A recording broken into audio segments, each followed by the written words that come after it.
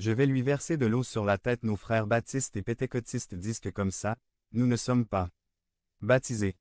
Que la seule manière correcte de baptiser est par immersion parce que le mot baptiso signifie immersion et ils ont raison, cela signifie, mais cela signifie aussi teindre, tremper et asperger et oui, nous sommes bien baptisés comme nous faisons. Le baptême et la nouvelle forme de circoncision, les deux sont appliqués extérieurement, mais symbolisent ce que Dieu a déjà fait à l'intérieur du croyant.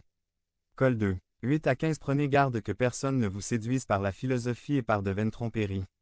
Selon les traditions des hommes, selon les principes du monde, et non selon Christ, car en lui habite corporellement la plénitude de la divinité, et vous êtes complet en lui, qui est le chef de toute principauté et de toute puissance. En lui, vous avez aussi été circoncis d'une circoncision faite sans les mains, en dépouillant le corps pécheur de la chair, par la circoncision de Christ, enterré avec lui dans le baptême, dans lequel vous avez également été ressuscité avec lui, par la foi en la puissance de Dieu qui l'a ressuscité des morts. Et vous, étant morts dans vos péchés et par l'incirconcision de votre chair, il vous a rendu la vie. Avec lui, vous pardonnant tous les péchés, annulant le registre des ordonnances qui étaient contre nous, qui étaient contraires à nous, l'enlevant du chemin, et le clouant sur la croix, et après avoir dépouillé les principautés et les pouvoirs, il les exhiba publiquement, triomphant d'eux sur la croix. 469. Le baptême n'est pas quelque chose qui est apparu dans le Nouveau Testament, il a été pratiqué dans l'acte comme un rituel de purification et parfois du sang était utilisé et d'autres fois de l'eau était utilisée. Regardons le baptême de sang qui symbolisait bien sûr le sang de l'agneau de Dieu qui enlève le péché du monde. Ex 24. 8 Alors Moïse prit le sang et l'aspergea sur le peuple, et dit: Voici le sang de l'alliance que le Seigneur a conclu avec vous. Il est intéressant de noter que Jésus-Christ a utilisé ce verset lorsqu'il a institué le sacrement de la scène avec un petit mais variation significative. Écoutez. Mt. 26. 28 Ceci est mon sang, la nouvelle alliance, qui est répandue pour la multitude en rémission des péchés. H. Accent aigu B.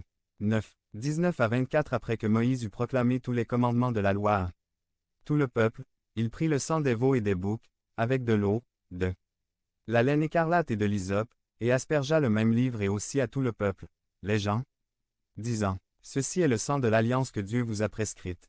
Et en plus de cela, il aspergea également de sang le tabernacle et tous les ustensiles du ministère. Et, presque tout est purifié, selon la loi, avec du sang, et sans effusion de sang. Il n'y a pas de rémission. Notons que le peuple était aspergé du sang des veaux et des boucs.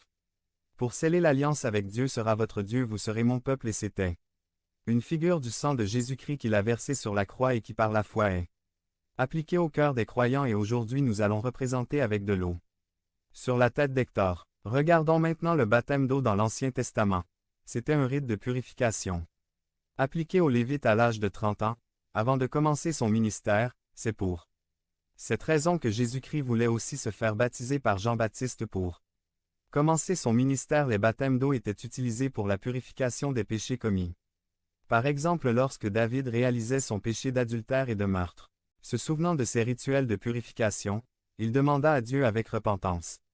PS 51. 17 Purifiez-moi avec l'hysope, et je serai pur.